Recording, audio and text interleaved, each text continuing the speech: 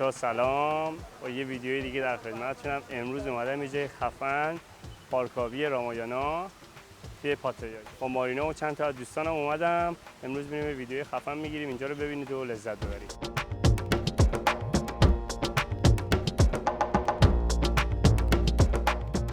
خب بچه‌ها این دوستانمونن، بچه‌های بندرن. امروز با ما افتخار دادن اومدن پارکابی با ما. بچه‌های بندرعباسن. امروز می‌خوایم باهاشون عشق کنیم و یه آب‌بازی کنیم.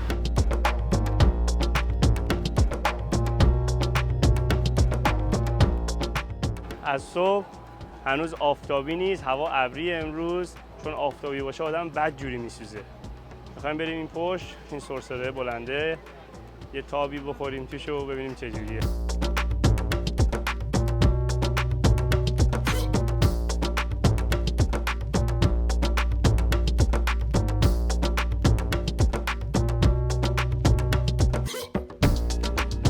وایستادیم تو صف این سرسره سبزا. اینجا تو هر از این تویوپا 200 کیلوگرم میتونه سوار کنه و جلوی در روی این دستبنده وزن شما رو می‌نویسن. یعنی مثلا اگه 2 نفر هر کدوم 100 کیلو باشید میتونید سوار شید، یا مثلا اگه 70 کیلو باشید 3 نفر میتونید سوار شید.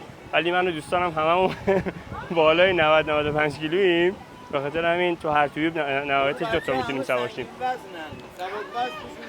دیگه ما همه زنگین وزنیم.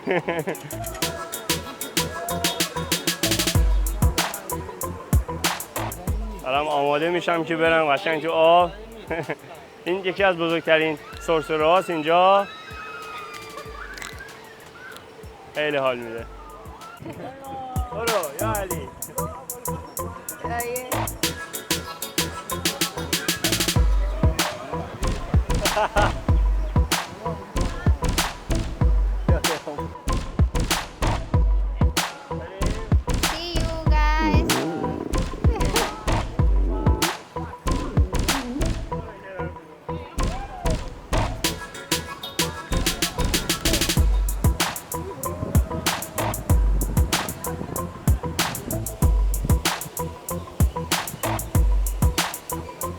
سبزه خیلی هیجانش خوب بود، ولی متاسفانه نمیشه توش دوربین ببری.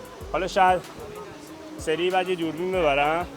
از این دوربینا دارم که ضد آب میتونم با خودم ببرم. حالا ببینم میذارن یا نه، شاید قایم کنم تو جیبم ببرم.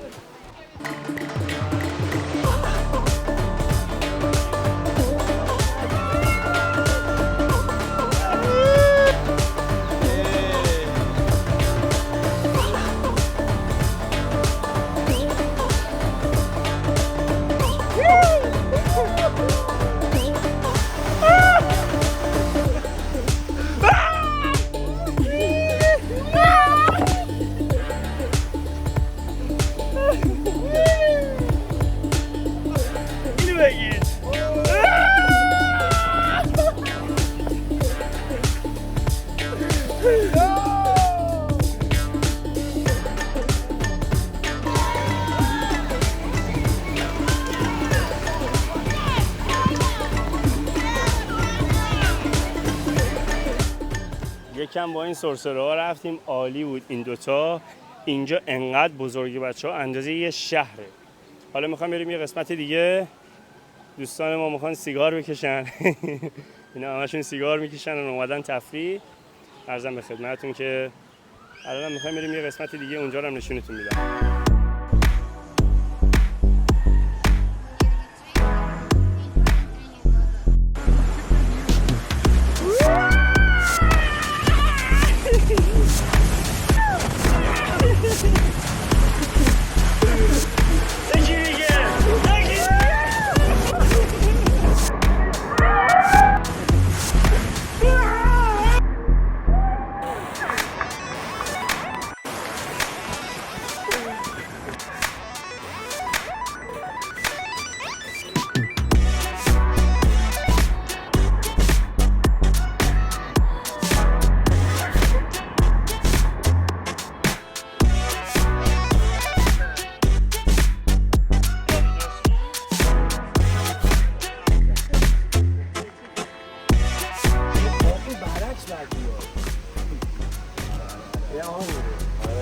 کله باید اینا باید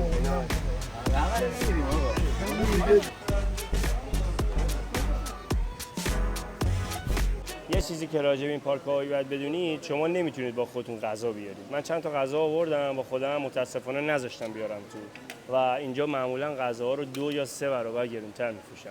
بهتره که قبل اومدن یه چیزی بخورید اینجا که مجبور نشید 2 تا غذا بخورید. اگه میخواین واسهتون یه ذره ارزان‌تر هزینه‌هاشون بشه، اینجا میتونید مثلا یه غذا معمولا نوشیدنی همه چی 2 یا 3 برابر گرونتره. حالا ما هم غذا سفارش دادیم، منتظریم که بیاد. محمد آقا چی آوردی واسمون؟ براتون غذای میکس تایلندی و ایرانی آوردم بخورید. طبق معمول غذای همیشگی مرغ و برنج با یه نیم رو.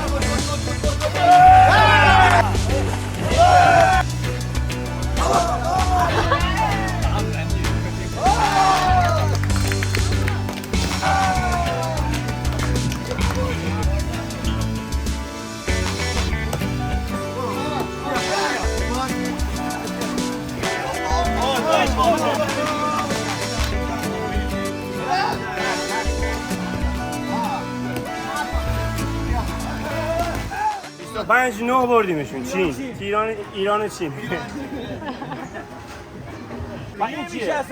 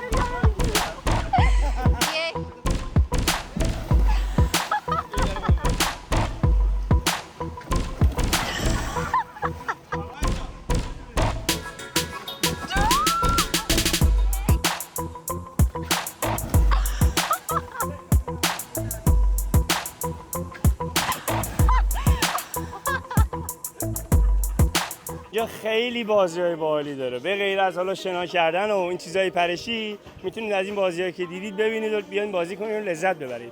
مخصوصا که گروهی باشید مثل ما خیلی بیشتر حال میده. حالا بریم جلوتر ببینیم چی داره.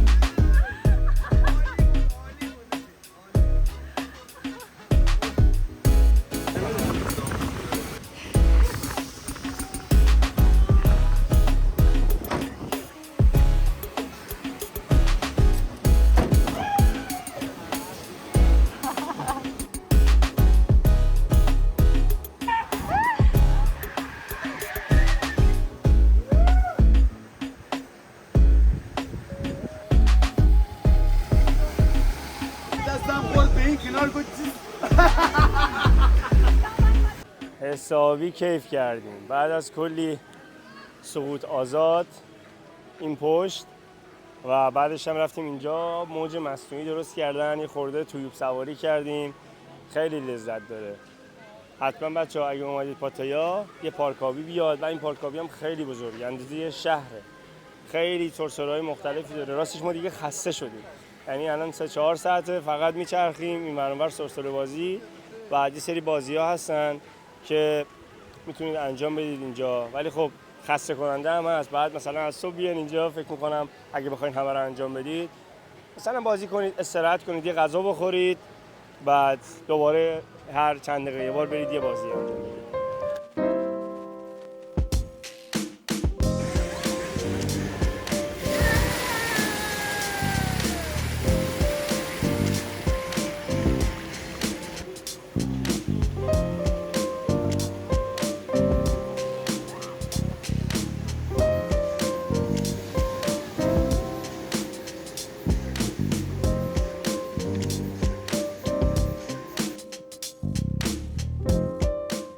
یه سری آلاچیق هم اینجا هست، شما میتونید اینجا آلاچیق هم اجاره کنید، قیمتاش هم زده.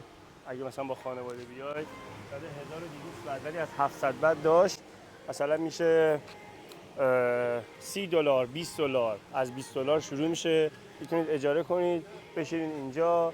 حالا برق داره، اسپیکر داره واسه موزیک گذاشتن، بشینید این ویو رو نگاه کنید، استراحت کنید. حتما نیاز نیست بشینید، این صندلی فریه، رایگانه، حتما نیاز نیست اینجا باشید.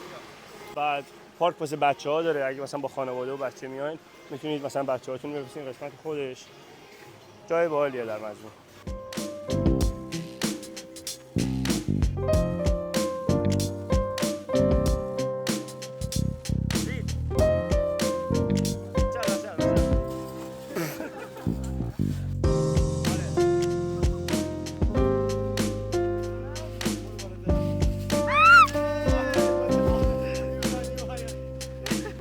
مثلا اومدیم 2 تا پشتک بزنیم، با گردن خوردیم تو اون چیزه، ولی چیزی نشد چون نرم بود زیرش، هیچ اتفاقی نیفتاد خدا رو شکر.